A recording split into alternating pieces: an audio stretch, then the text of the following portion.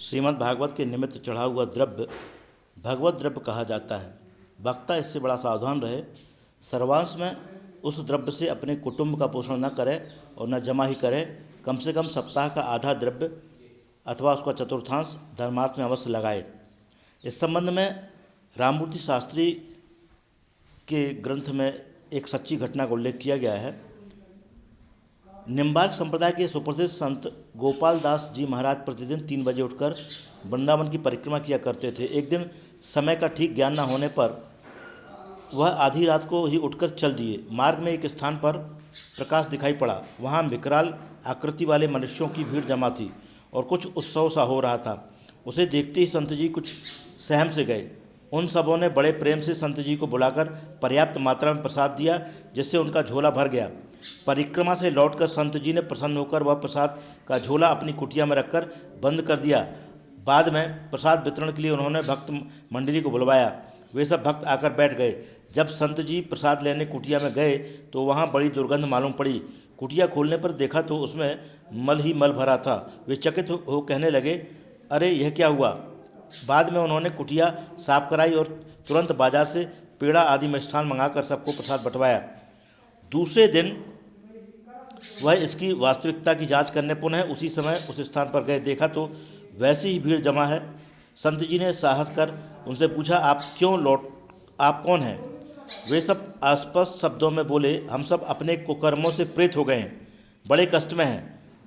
उसी में संत जी के चिर परिचित एक पंडित जी दिखाई पड़े, जिनका देहांत हो चुका था।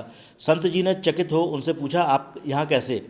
पंडित जी ने कहा, मैं अच्छा प्रसिद्ध कथावाचक था, अधिकतर सप्ताह की ही कथा किया करता था। मैंने सप्ताह में प्राप्त द्रव्य का बड़ा दुरुपयोग किया, केवल उससे अपने कुटुंब का ही पोषण किया। धर्मार्थ किसी को कभी एक पैसा उठाकर दान नहीं किया।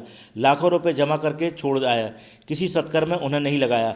सुंदर सुंदर कीमती धोतियाँ साड़ियाँ बक्सों में पड़ी पड़ी सड़ गईं, किसी को एक गमछा भी नहीं दिया। स्त्री पुरुषों को अपना जूठा खिलाया। कहाँ तक अपने दुष्कर्मों कहूँ, मेरा जीवन पापमय हो गया। उसी पाप का यह दुष्परिणाम है कि मैं महाप्रेत हो गया हूँ। मुझे बड़ा कष्ट है। आप दयालु संत हैं, मेरा उद्धार करें। वे और भी जितने प्रेत हैं उनके भी ऐसे ही कुकर्म हैं, इनका भी उद्धार करें। मेरा 50,000 रुपयों का सोना एक स्थान पर गड़ा है, मैं पता बताता हूँ, आप उसे निकालकर हम सब प्रेतों के निमित्त संकल्प पर किसी अच्छे आचार संपन्न विद्वान के द्वारा विधि पूर्वक मूल पुराण व्याख्यान सहित सुनाकर सप्ताह करा दें और 101 ब्राह्मणों को वस्त्र दक्षिणा सहित यथेच्छ भोजन भी करा दें। उससे हम सब प्रेतों का उद्धार हो जाएगा। संत जी ने तदनुसार उनके निमित्त सप्ताह कराया, जिससे उन सबका उद्धार हो गया। अतः वक्ता को चाहिए कि भागवत कथा से प्राप्त धन का सर्वांश से उपभोग न करे, कम से कम आधा या उसका चतुर्थांश अवश्य धर्मार्थ लगा दे, अन्यथा वह निश्चित प्रेत योनि में चला जाता है। काशी के पंडित दुग्धनाथ त्रिपाठी वेदांत विभागाध्यक्ष ने वृंदावन के सुप्रसिद्ध संत श्री त्यागी जी महाराज से यह कथा सुनी थी। कथावाचकों के कल्याणार्थ उनके अनुरोध से यहाँ संक्षेप में उसका सारांश सुनाया गया है।